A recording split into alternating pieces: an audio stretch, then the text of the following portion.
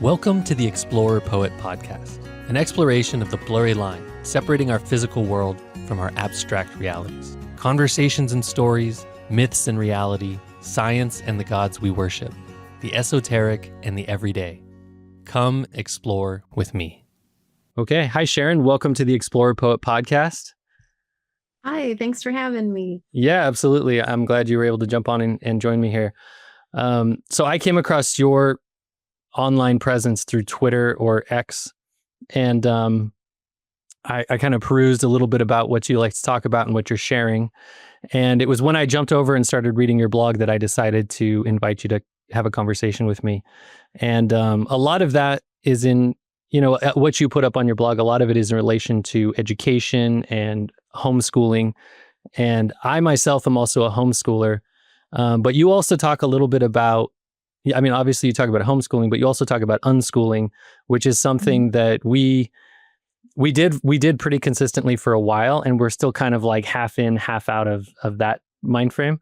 So I'm just really interested to talk to you about all of these different topics. But maybe just to get started, I'm curious about your actual personal background in relation to education. Were you homeschooled growing up, or if not, when did you decide that homeschooling was the right path for your kids? Yeah, no, homeschooling was not a thing. For me, I attended public schools all the way through. I got my associates at a community college and did a year in private college after that before I withdrew. Another story for another time. But I, yeah, my only knowledge of homeschooling was a boy in high school that I went on a date with, and he had been homeschooled up until 8th grade. And then his parents sent him to high school.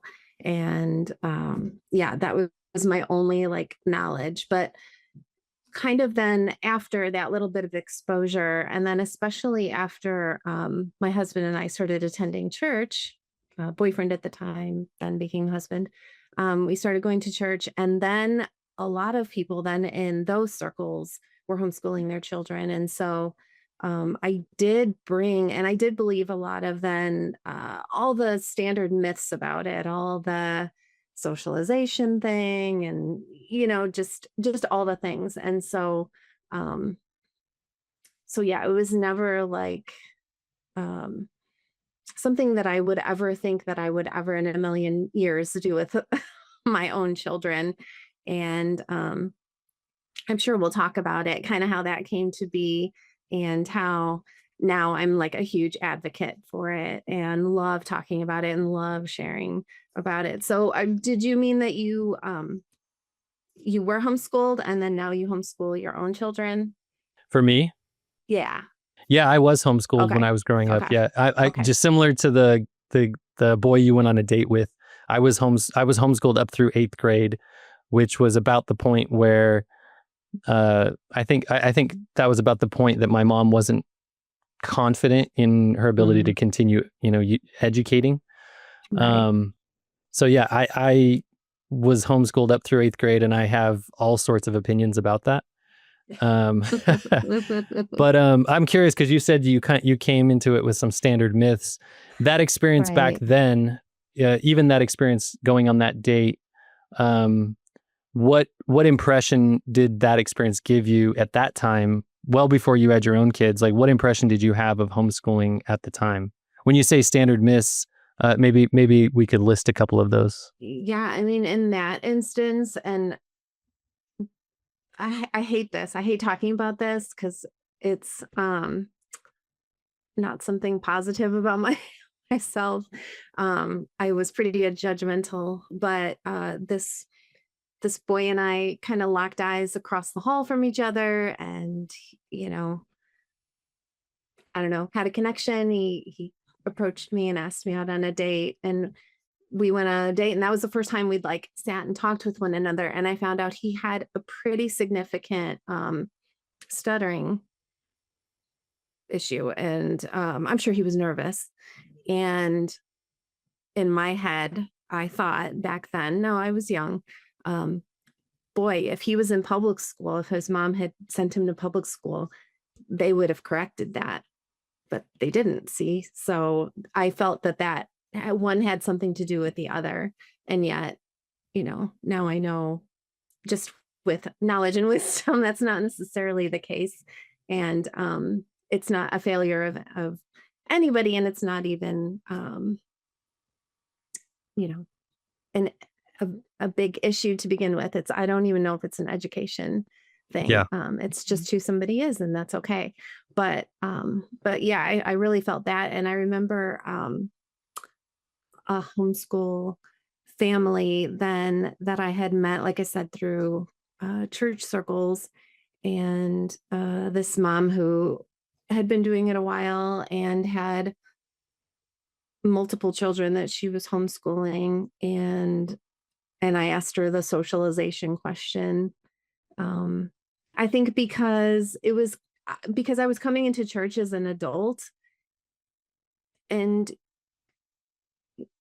so you're in a different culture, right? The children are different, and they do act different, and they are raised different. A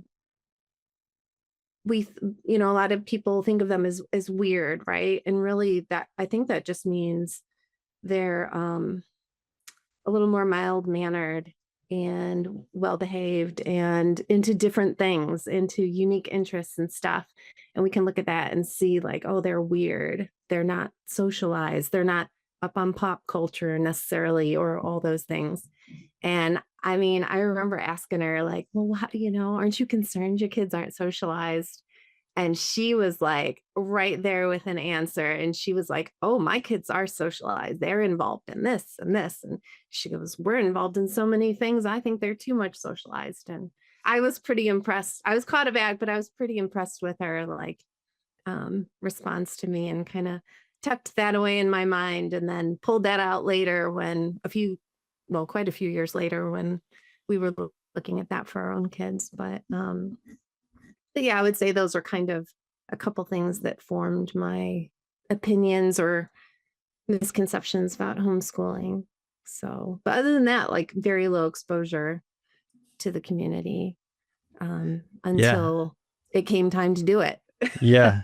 Well, I want to get to that as well, but I have some thoughts on socialization as well. Yeah. Because I was homeschooled, and we had a big family. There were 7 kids. Mhm.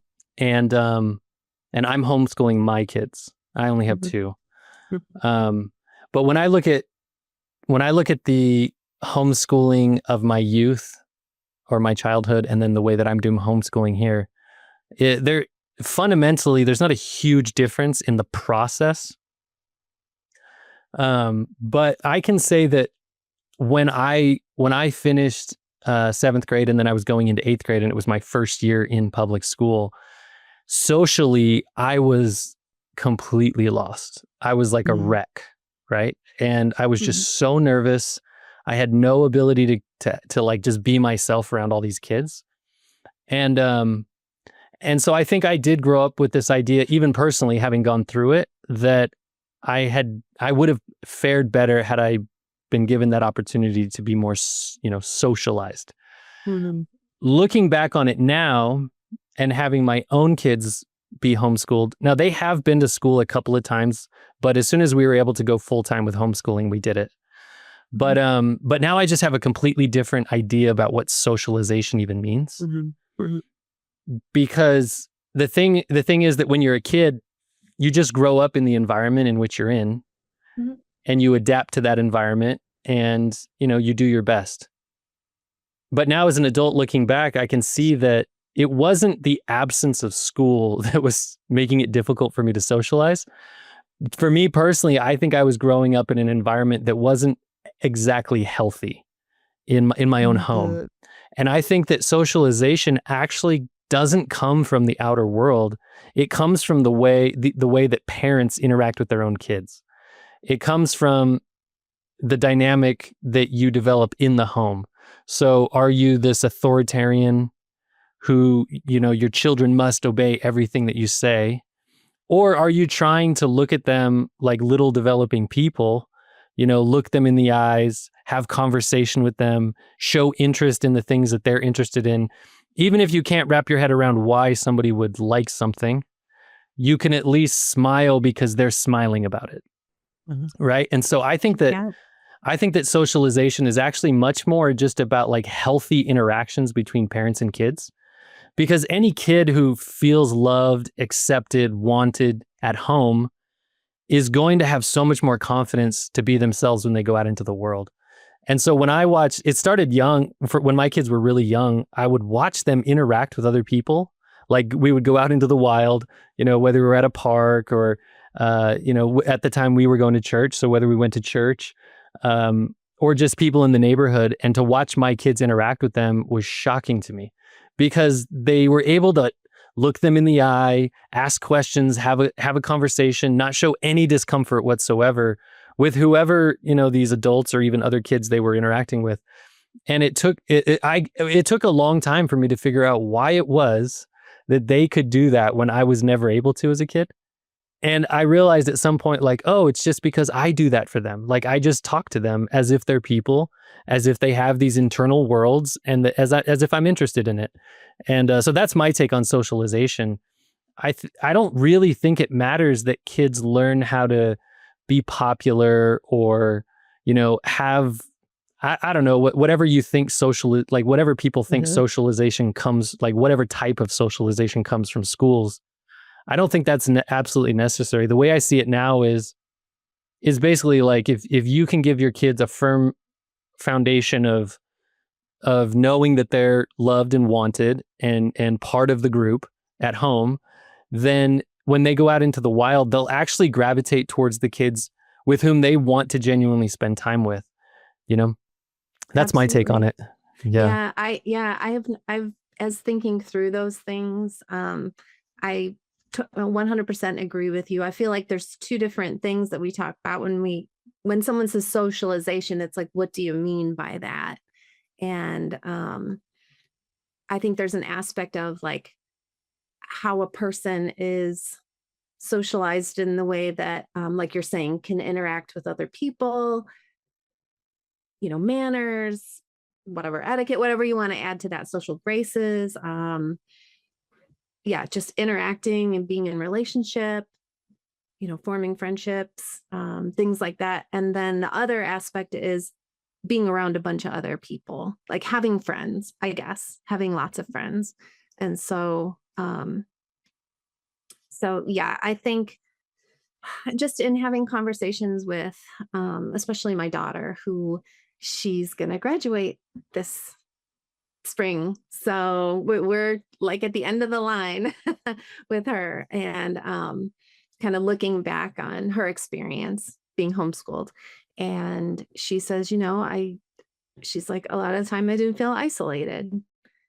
And she says, I wish I would have had more friends. I think maybe if I had gone to school, I would have had more friends. She has some friends, but they live kind of far away, because they've been part of groups that we traveled to be part of. And then you form this close friendship.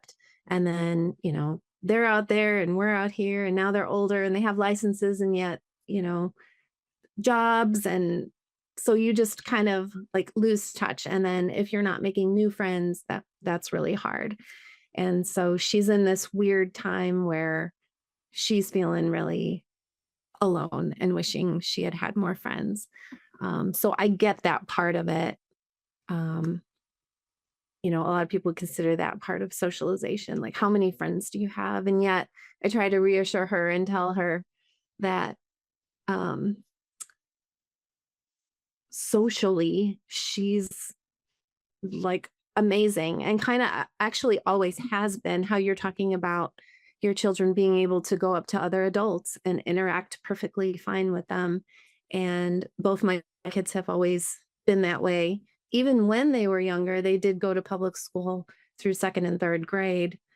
Even in those years, they were able to act with other adults really well. I think for the benefit of the fact that my husband and I planted a church, and we were always around, you kind of attract like a lot of like younger demographic with like a church plant.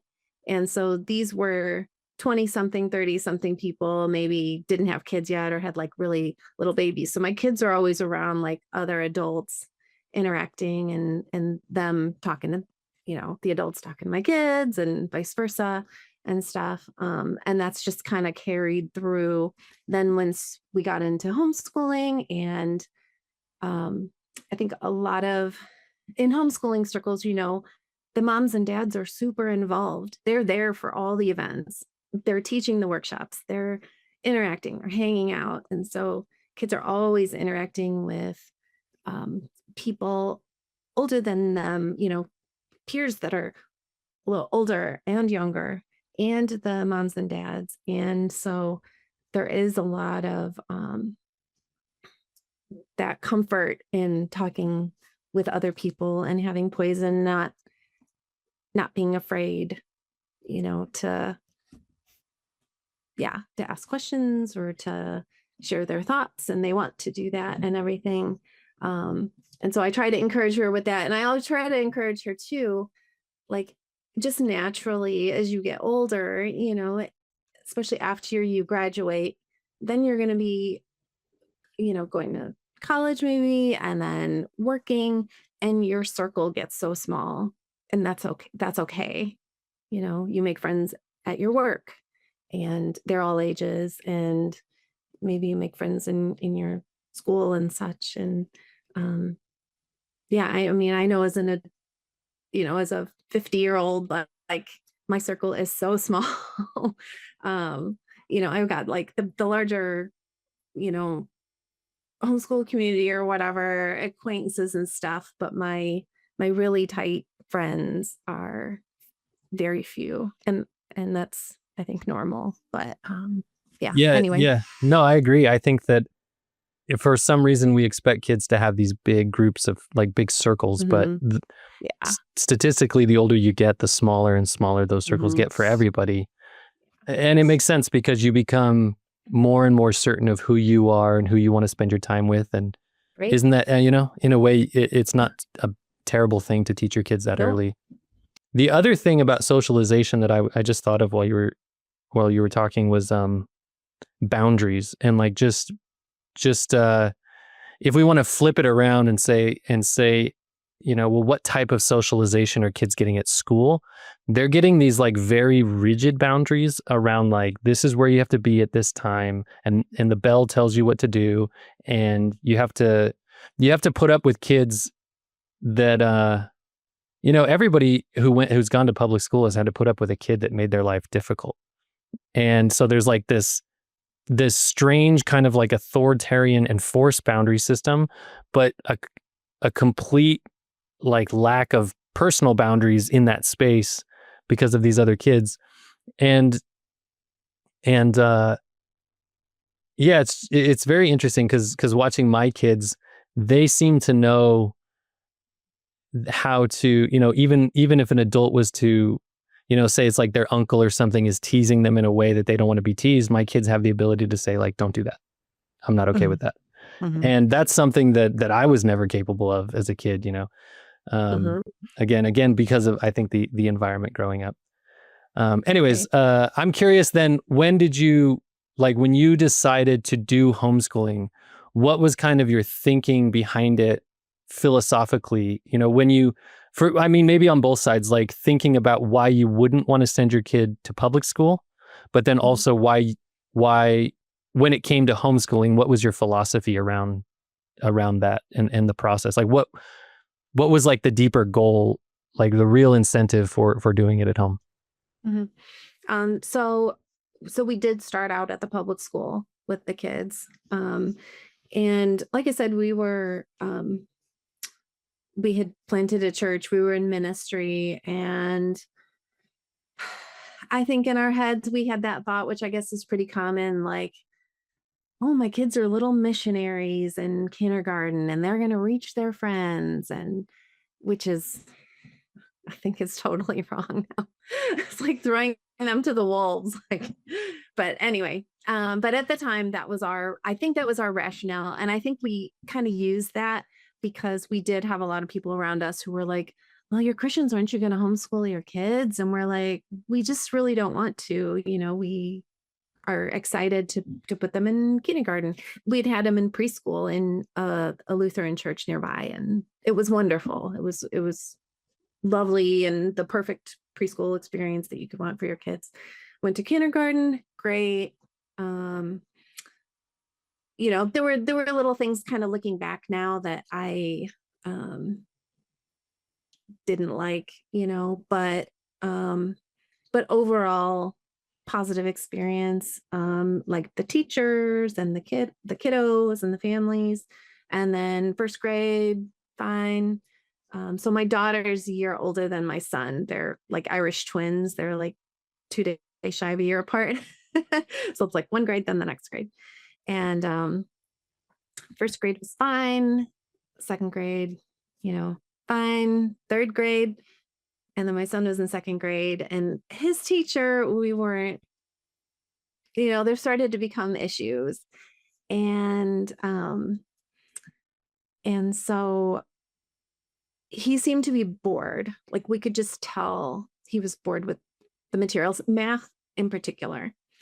And we knew our son, like early, like as a little toddler, like he just grasped numbers, and we would just for fun, just like quiz him on things. And he just in his head just loved it, and so we could tell pretty early on that he was bored. And we decided, oh, let's meet with the teacher. And she, just basically said that she spent all her times dealing with like disruptive kids in the class and kind of ignored him. Basically, we found out he was just getting stacks of worksheets to do all day long because he was well behaved. And then when it came time, and he was a lefty, doing like all these like worksheets all day long, and then it would come time to do writing, and he would just like shut down. He just couldn't even like write a sentence, and he got like a failing whatever grade in his writing language arts or whatever. And we knew something. We're like, all right, something's up. That's just doesn't seem right. So we started digging in, and we ended up meeting with the principal of the school.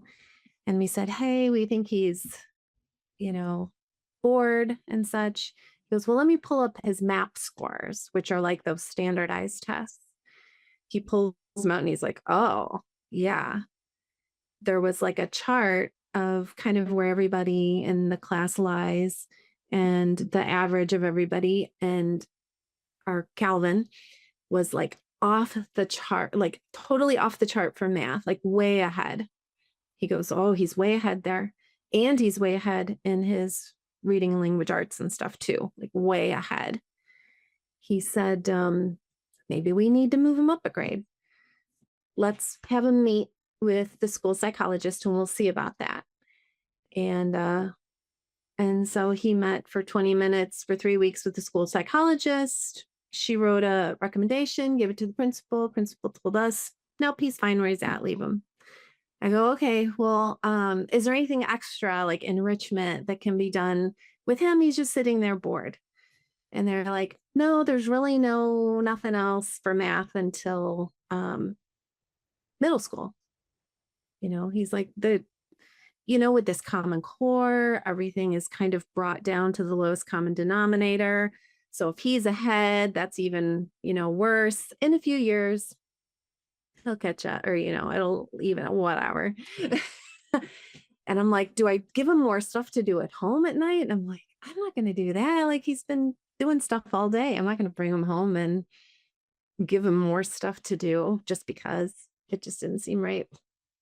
And they're like, well, there's an extra like reading group that he can be part of, like a little higher level. So they put him in that. And I don't even remember what happened with that. I don't think he liked it. But all while that's all going on, at the same time, the school district was rezoning like all the boundaries of the schools where everyone lived. And I think what they were doing is the town that we were living in had like pockets of lower, like socioeconomic, different racially kind of segregated pockets in the town. And they wanted to like even everyone out, right? They wanted to even all the demographics out. I think it had to do with funding. I don't know. I don't know enough about that. But anyway, so there was a chance that the school that my kids were attending, they were, instead of like walking to the school nearby, they were going to have to get on a bus and go clear across town to this like giant school. And we had already moved one time and switched schools. Like that was a new school for us. I'm like, I don't want to do another one. And I just didn't want to. I'm like, what's our plan B here?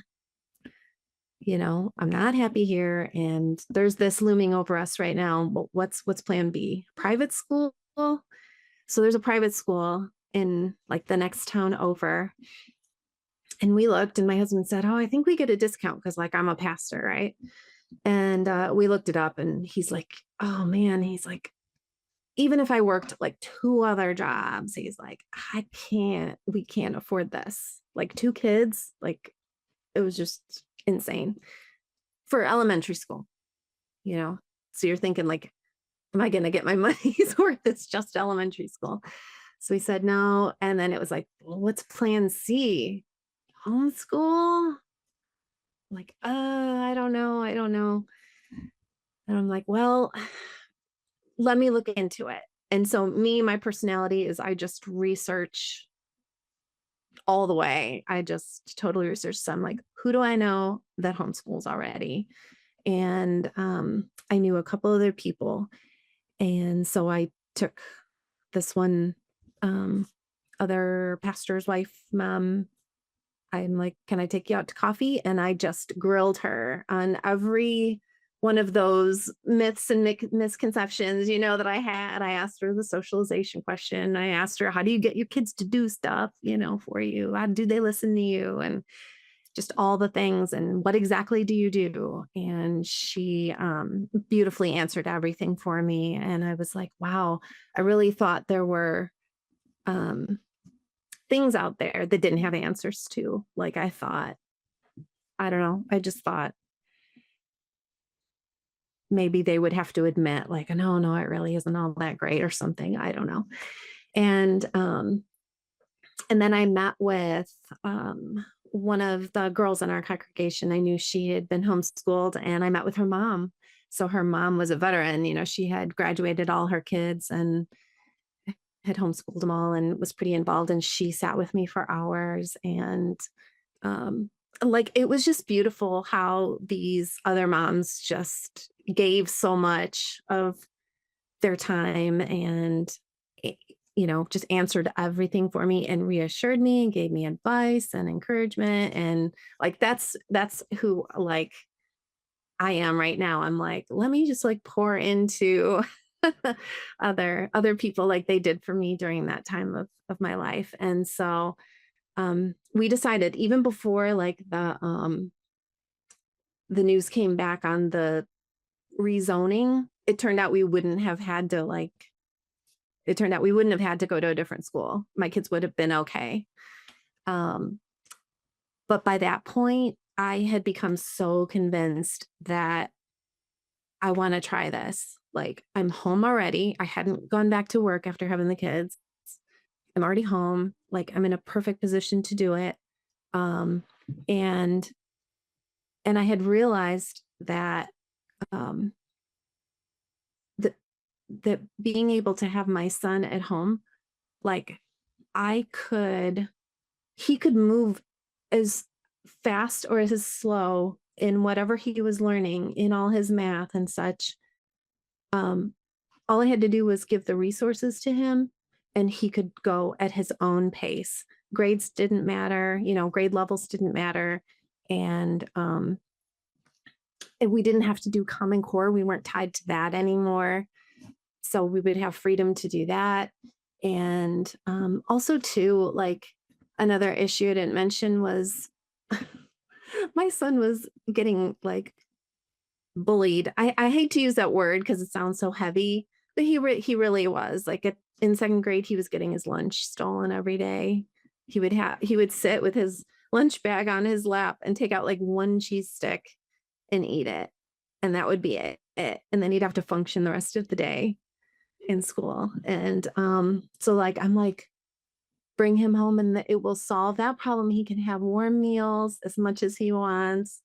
Um, like, and so I knew like that a lot of the problems would be eliminated that we were having at the schools, um, just by coming home. And I had friends that told me, read these couple different books about homeschooling and go to this particular conference. And they have like a big vendor area with all the different curriculums and walk around there. And so, so I felt really confident that there would be a lot of support, and there was, and so we decided to do it starting the next year. I didn't realize I could have like pulled him immediately. I didn't know that at the time. I thought we had to finish out the year. So we finished it out, but it was fine because my daughter was, for the most part, doing okay. And she, when we brought up the idea of homeschooling, she was like, I don't know that I want to do that. And we're like, well, let's just try it. And, it didn't make sense to have like one in school and one not. Although, like I said, looking back now years and years and years and homeschooling knowledge later, I know I could have done that, right? That's the freedom, do what's right for each child. But once once they came home and we got in a groove and we started meeting some people and making friends and doing our own thing and having a really good time, then we liked it. And then we just took it a year at a time. I never would have thought I would be sitting here going, she's a high school senior and we're, getting ready to graduate. That we would have done it all the way. But yeah, and early on, my philosophy, of course, was, well, we just kind of like replace what the school was doing, right? We just take all the academics and we just do it at home now. And that's what homeschooling is, other than you have the benefit of the warmth and comfort of the home and an ability to go out and come and go as you please and do field trips and whatever, all the other fun things. But we did start out, I bought all the curriculum and everything. We did start out school at home-ish and immediately started having the power struggles, right? The butting heads and the tears and calling my husband in the middle of the day. They're not doing what I'm about, what I want them to do and that kind of thing. And after, I would say, yeah, like a year or so of doing that and seeing, and then giving up, right? Then you're like, you close the book and you're like, forget it. We're not going to do that. Maybe I'll find something else. And feeling disheartened after that. That's when I started, okay, back to the drawing board. I thought I heard the word unschooling somewhere. Someone that I knew was doing that. It sounded crazy, but let me look into that and just see what that's about. Yeah. And that was a turning point, and my philosophy completely changed. It not only changed how I saw education and learning and everything, and homeschooling, but it shifted my parenting like immediately. Just everything changed. It was a real turning point. And yeah, I'm so glad I found that, because I found even when we were doing the school at home type, like I saw the overkill of everything. Like, here's this math stuff we're doing, and we've done the lesson together, and I've seen my kids do the practice, problems or whatever. And now they want me to give them this test. It's like, I already know. I was sitting right there with them, watching them do these things. Why do I need to test them? Why? So that I have a grade, which for what? I don't know. It just, it was everything was very like overkill and cumbersome. And we were feeling the weight of it. And I'm like, we just need to like, something's got to change. Yeah, absolutely. So it did. I want to get into unschooling with you because I think it's a really interesting thing. But first, I want to circle back to a number of different points that you made. One being the lowest common denominator. So one of the challenges with sending your kid to public school is that if they are gifted, or, you know, maybe that's like an older word or like a word that was used with my generation, but like maybe if they are good at a subject and they're going to get ahead, then what ends up happening is just boredom. And then, you know, they're kids. So this gets into kind of my philosophy around it. Like, they're kids, they're not adults, right? And so we shouldn't expect them to have to spend their day the way that adults have to spend their day. So meaning if an adult has a job and they need that job to make money so that they can pay their bills and take care of their responsibilities, then as an adult, you can, you know, psych yourself up, you know, pull on your boots and get to work. You know, you can just endure the situation. But to force a kid to do it, especially when it's in rooms where they're not even allowed to move their bodies. I mean, kids have to move their bodies. For one, they have so much more energy than us that they need to burn off.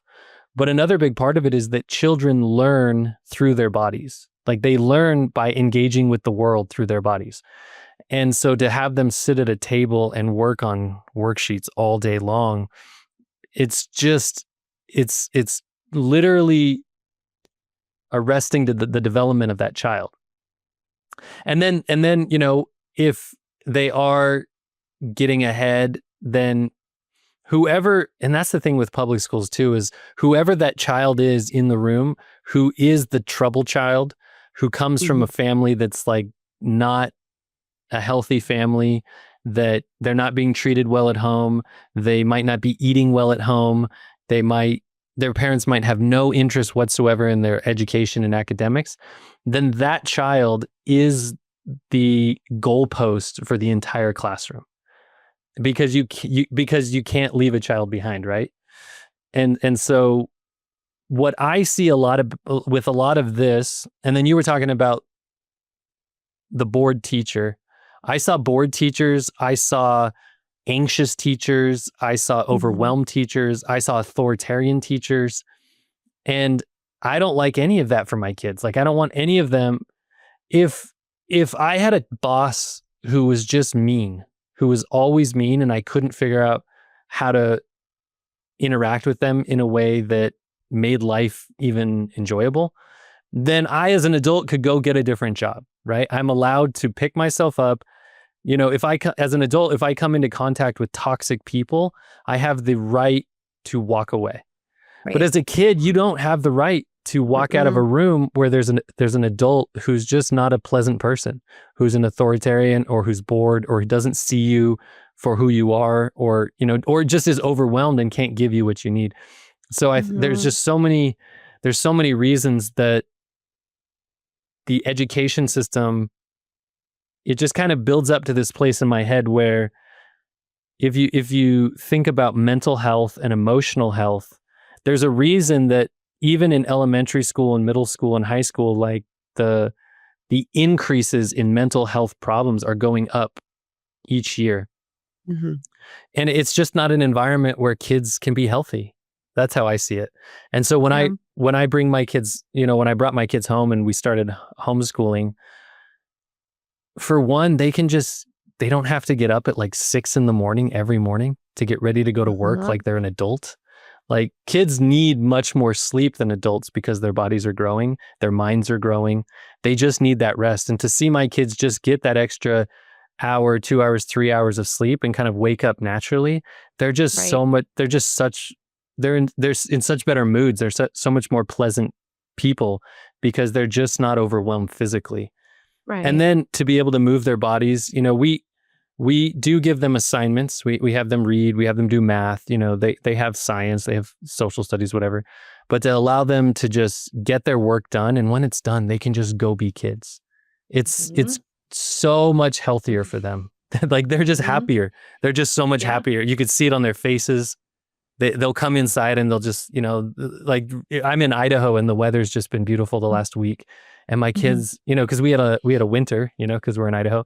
But now that the sun is out, they're just outside all day. And then yesterday, my son is just like, oh my God, like, what a great day. What a great day. He just couldn't stop saying what a great day it was. It's just because he was allowed to be outside. He didn't have to be in a classroom. So I think that emotional, mental health aspect of it, removing your children from an environment where they don't have to put up with that, and they can just kind of evolve emotionally, mentally in kind of a natural way. It's just amazing. But then also you were talking about the tears, when you're working with your kid and you're trying to get them to do something. My kids are just, they behave in different ways. I have a boy and a girl, and my boy will get frustrated and angry and kind of shut down. My daughter, though, she just immediately goes into like waterfalls, just like crying. But the interesting thing about it is, if you really think about it, like, well, were they not experiencing that difficulty at school as well?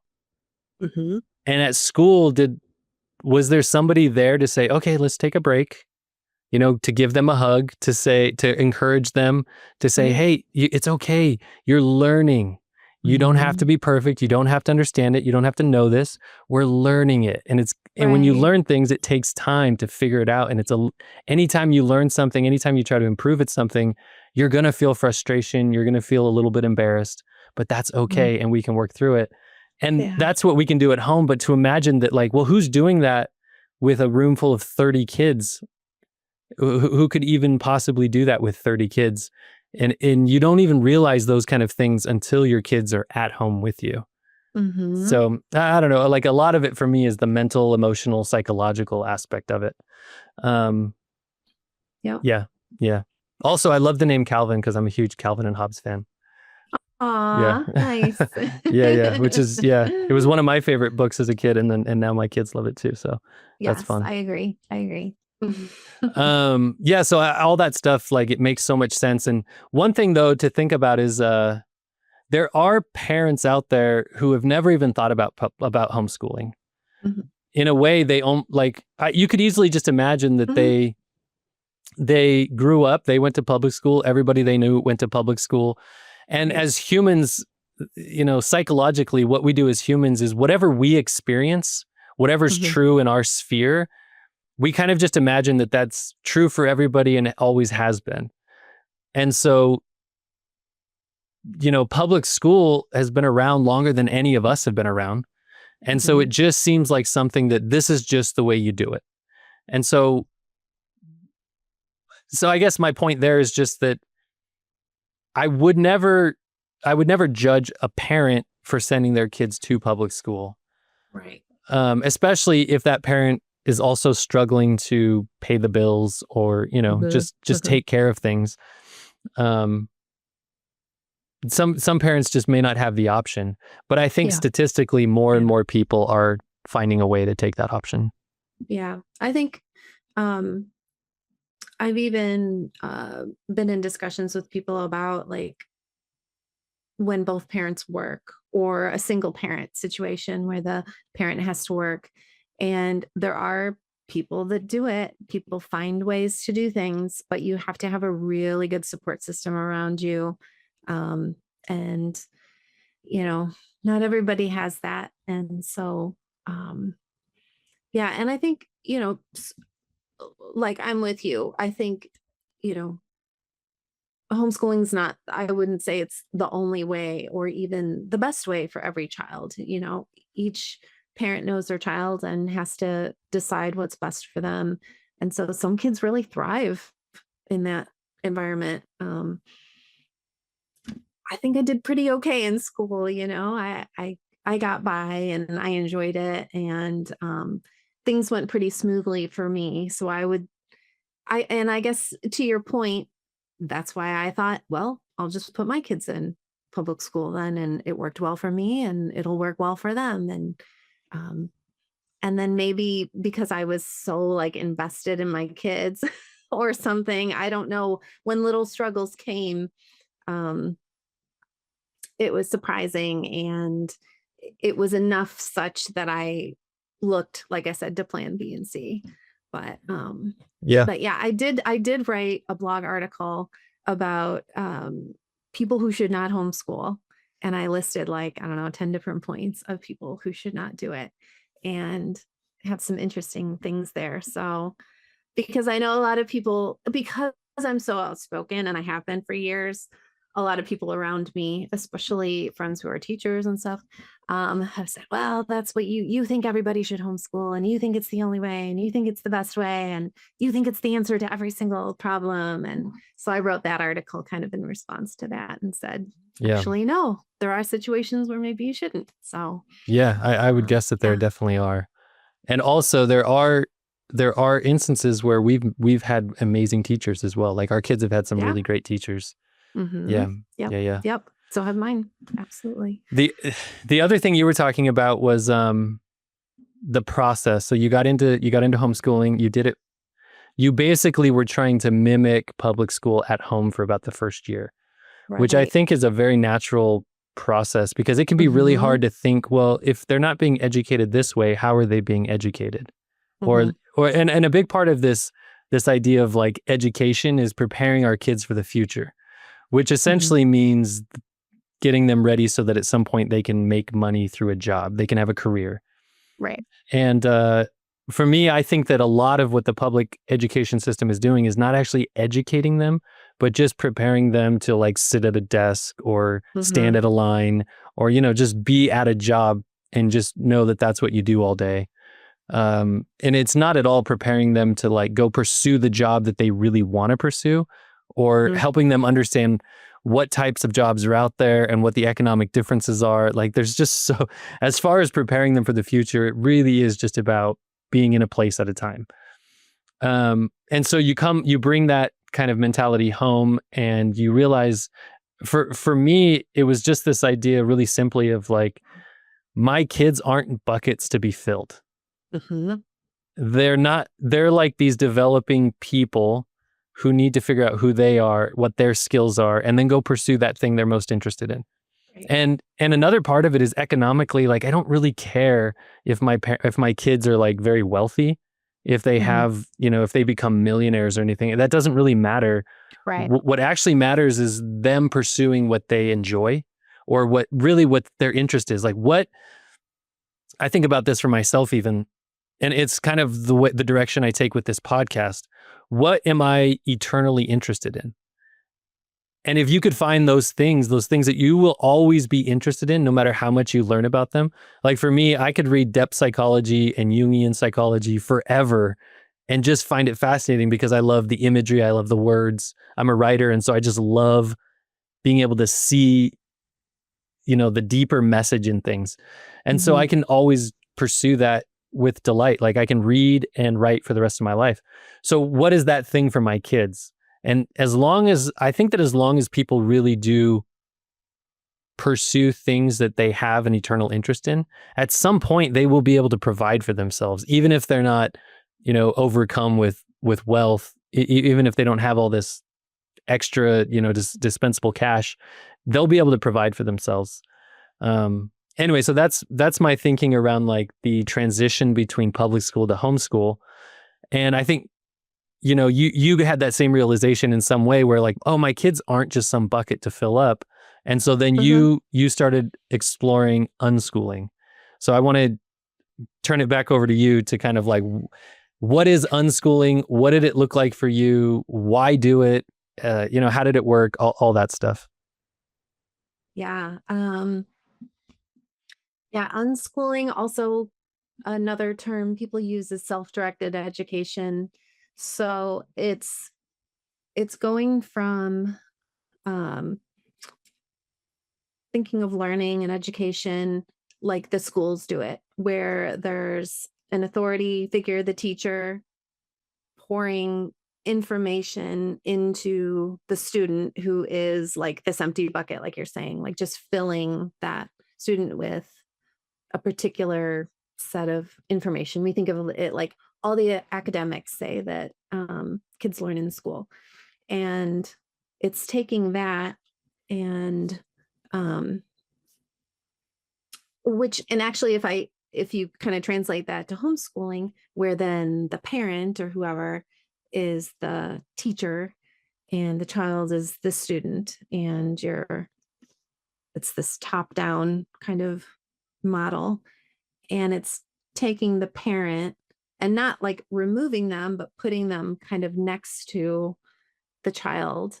And me as a parent, I go from being like teacher to just mom again. And I'm not only that, but I'm a co-learner. So it's like centering that student, that child as the learner, and the learner's in the center, and the learner drives everything that they do, everything that they learn, the pace at which they learn, who they learn from, how they learn. Everything is driven by that child who isn't an empty bucket, who is a human being that was born with particular curiosities and unique interests and a unique way of learning and likes and dislikes and particular strengths and weaknesses and everything that goes into that human being. And then they dictate that path and that direction of where they're headed based on what they like and what they're interested in. And then the parent, the homeschool mom or dad or whoever, and grandparents and siblings, and, add all these people in, and they're just there to love and support and cheer on and resource that learner. And so it's a very different, I think a lot of people look at unschooling and they go, oh, well, yeah, the parent just goes away and leaves the child to themselves to fend for themselves. And it's like, no, actually you go and sit right next to them, and you're right there, and you help them get to where they want to go.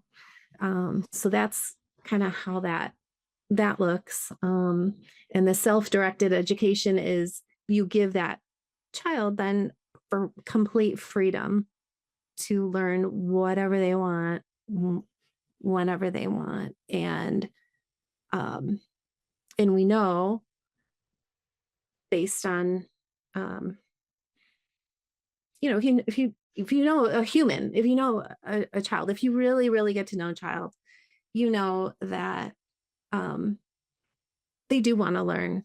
They are interested in things, that a lot of what they want to do is they want to be just like you, and they want to do what you're doing. They want to do what the grown-up is doing with the grown-up tools and the grown-up, things. And they model a lot. And I think another misconception about unschooling is like, oh, if you just let your kid do what they want to do, they're going to do nothing all day. They're just going to rot. Yeah, kids hate doing nothing. They hate it. Yeah. They love being active. They do. Yeah. They think, well, but my kid is lazy. They'll never do anything. And it's like, well, maybe they just need to rest for a bit. Yeah. And trust me, they will do what they want to do. And maybe it's not something adults value necessarily, but it's very valuable to the child. And chances are it's not something easy. It's maybe like a challenge to them because they're interested in it. And so, to me, that's kind of what unschooling is. Yeah. I think I think that's a really good summation, and you've got a lot of, you covered a lot of important points. That idea of like kids want to do what you're doing. They want to do what adults doing. That's literally what playing is. Playing is where kids, they look at the adult world and they go, oh, adults do this. And then they recreate their own miniature version of that in their own little imaginary world, and they try it out. They're just like practicing. And by practicing those things, they actually come to know what they enjoy doing and what they want to do. And if you have a kid sitting in a classroom all day, they're literally not allowed to play. And so that I think it's great. Like, so when we got out of schooling, like out of public education, I think the words unschooling and student-led learning are really good, because there is a phase where I think it is important to get unschooled, meaning that you're conditioned to this schedule, you're conditioned to this idea of what education is that comes from the public education system. And there is a period where you really, like, your kids really do need to rest. They need to, I'm sorry to interrupt you. I No, would go call ahead. that deschooling. Yeah, deschooling. Yeah. Deschooling. Yeah. Yeah, you need a period. Yes. Yeah, we did that for about, it lasted for probably a good 6 to 8 months, where we just, the only thing we made them do was just, they had to read every day. That was it. Read for an hour every day, which another thing is, kids, if you let them pick the books that they're going to read, they love reading. My kids love reading. They'll go to the library and come home with a stack of books that they picked out. Yeah. And they will read them all within just a few days because they love it. It's like stories, and people love stories, right? And so my kids, I'll go in their bedroom in the morning to wake them up, and they'll be laying in bed reading. Or when they go to bed at night, we say, go lay down, and they're allowed to read in bed, and they love it. They'll read. My kids will read. I mean, they do these different programs here. There's one for a water park, and there's another one for like an amusement park, small amusement park. And they have these summer reading programs where if kids read for 10 hours, they can go. And my kids are like, oh, I could do that. Like, I do, like, get it done in like 2 weeks, they're like so excited. And it's not even a challenge for them. It's almost like, oh, we'll just do it and get the benefit, but we were going to read anyways. So yeah, this idea that kids are going to be lazy, kids could potentially be lazy if you just let them watch TV all day.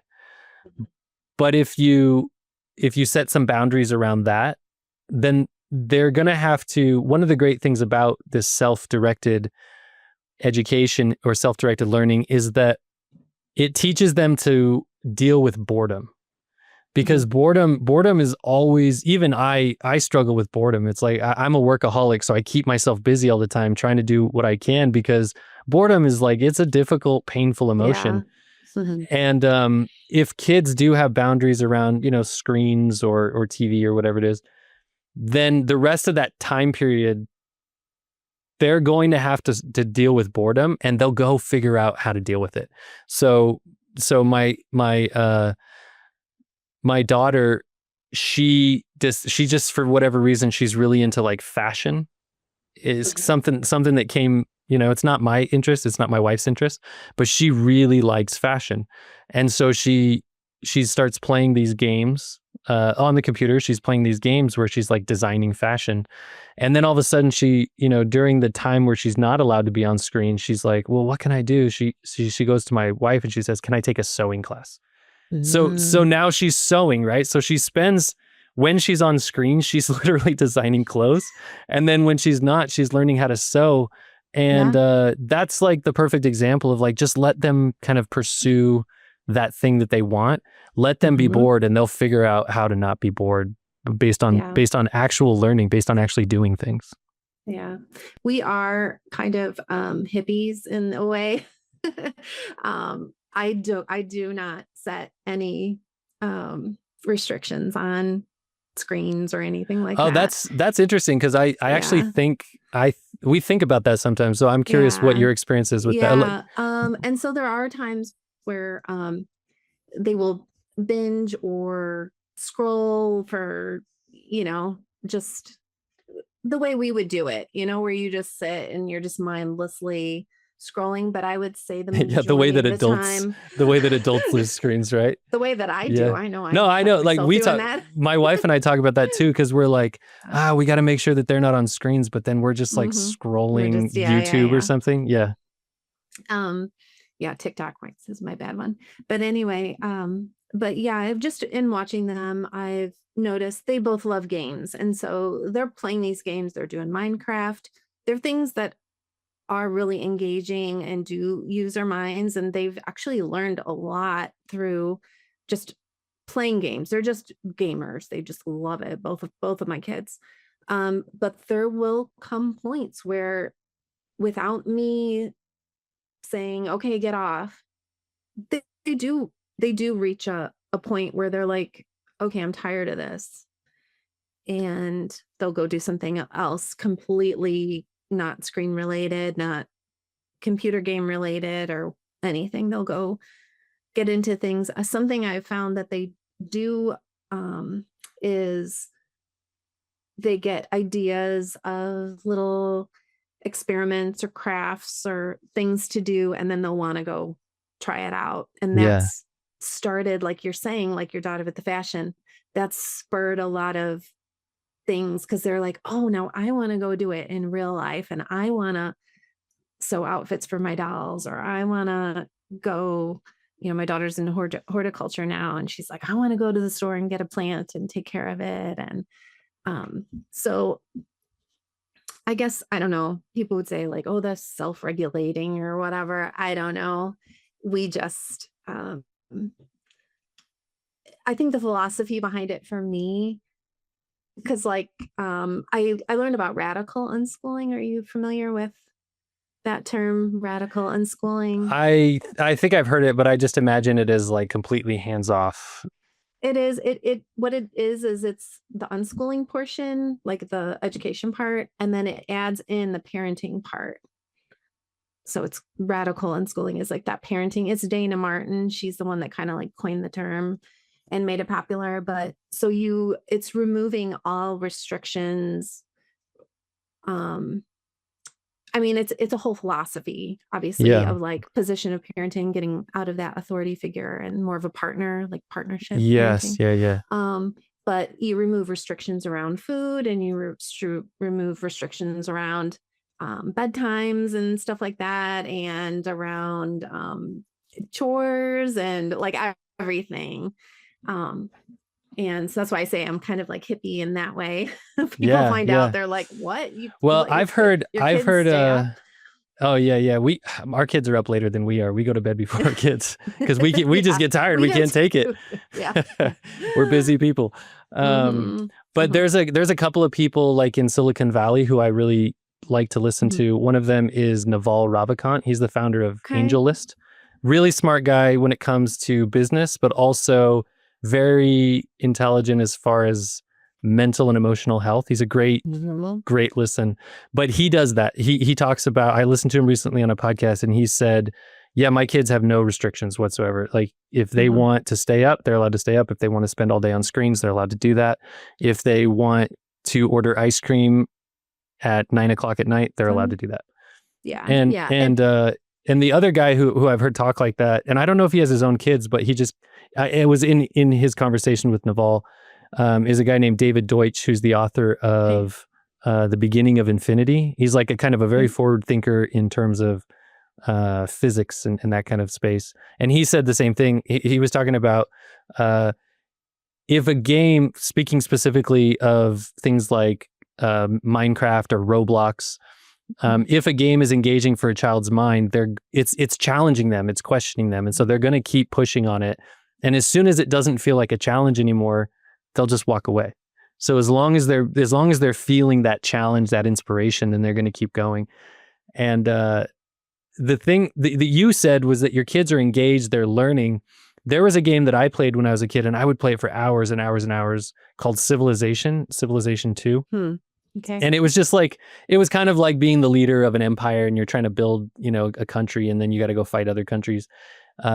It taught me a lot. Like it taught me so much that there's probably not a week or a month has gone by in my entire adult life where I haven't said to myself, I know this because of Civilization. And so, there is really a lot of power in, a lot of benefit, I think, in just letting them follow that kind of engagement. Yeah. What did you have to say? Yeah, I was just going to say, just the philosophical kind of idea behind it was like, anytime you restrict, that can lead to like hiding or sneaking or like a scarcity mindset. and can lead to like then binging, right? So you think about like as an adult, you go on a diet, right? And you've restricted your sugar and your carbs. At least that's what I try to do. And then all that does is kind of increase the appeal of then the sugar and the carbs, the bad thing, whatever that is. And then it makes me want to sneak or cheat on my diet. And then once I do that, I open the door and now all of a sudden I've downed a whole thing of Oreos or whatever. I've binged on it. And so thinking about things that we restrict for our kids, like screen time, right? They're gonna sneak maybe, or they're or once the rails, once the boundaries come off, then they're gonna binge on it for a long time. That's why they say like, oh, if I just let my kids, do have unlimited screen time, that's all they'll ever do for the rest of their entire life. And it's like, no, I promise they really won't. Like it'll seem like a lot at first, but they really won't, because it does, as humans, like you do reach an end point, but and anyway, that's kind of the philosophy. And like, even like I said, I don't make my kids do any chores. I don't force any of that. But anytime I've ever said, hey, company's coming, would you guys help mom do this or that? Or mom's got a bad back, would you run the vacuum? They're like, yeah, okay, no big deal. Because they're happy to help. And then like my daughter, she just likes to keep her room clean, so it's like, I'm not forcing that. She sees the value in that. And all those chores, like the work hasn't been just like beaten out of her where she just loathes it and dreads it. She sees it as like beneficial. Oh, okay.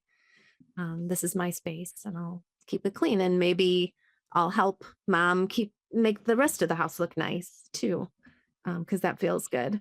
So I've seen the fruits of it, after like trying these things for a while. Obviously nothing's perfect. It's not like I think something to do with also on the topic of unschooling and that whole philosophy is you have to like let go of outcomes, I think too, because it's not just another like parenting method of getting to the same place, just a different way. I see a lot of that in discussions around like the gentle parenting. I don't know, have you heard like in parenting circles, there's this whole thing like gentle parenting, the term came out. I would call it peaceful parenting. That would be like my name for it. But the radical unschooling, the radical aspect, the parenting aspect of it, where it's a more gentle approach, you're honoring the child and who they are, and it's not authoritarian. It's, partnership kind of parenting. And people say, well, I tried gentle parenting and it didn't work, and it's like, well, the thing is you have to let go of outcomes because they're like a little person and they're going to ultimately do what they want. And this isn't just a more gentle way of still controlling your child. You kind of, you let go of a lot of that. And if I think about, to your point about outcomes of, well, like career path, and I want, I'm preparing my child to do this job or that job and make such and such dollars per year or go to the school or whatever. You let go of a lot of control and you just say, you know what, if we can get through this and at the end, my kids and I have a good relationship and they're happy and, as happy as they can be, and they feel good about where they're at, and they, like what else kind of outcome could you hope for? Like that's the outcome you want. Yeah, I agree. I agree 100%. I think that is the outcome you want. You want them to be themselves, to be satisfied with their life, and to have a have a nice relationship with you. Right. Like that's the goal. You want them as adults to still want you in their life. Yeah. Yeah, Right. absolutely. Beautiful. Right. Yeah. Yeah, we're about an hour and 10 minutes in. So the time flew by. And honestly, I think I think a lot about this radical unschooling / parenting. And I think you've convinced me even more. I just need to get my wife on board. But I really do. I love the idea. Like I really do see kids as like, there are so many grown-up people in the world who are still children.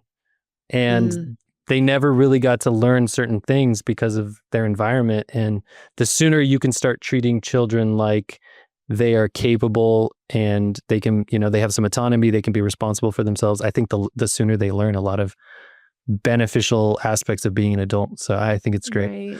Right. Yeah. And it doesn't mean like zero curriculum. Like, right. That's what a lot of people think. Like, oh, it means no book work.